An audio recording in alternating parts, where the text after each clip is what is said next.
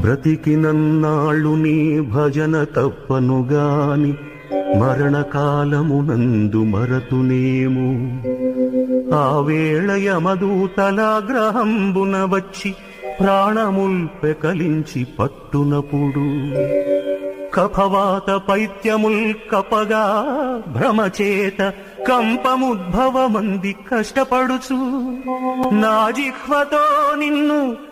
జిహ్వతో నిన్ను నారాయణాయల్చు పిలుతునో శ్రమచేత పిలువలేనో. నాటికిప్పుడే భక్తి నీ నామ భజన తలచెదను చెవిని వినవయ్య ధైర్యముగను. భూషణ వికాస శ్రీధర్మపుర నివాస దుష్ట సంహార నరసింహ దురిత దూరా.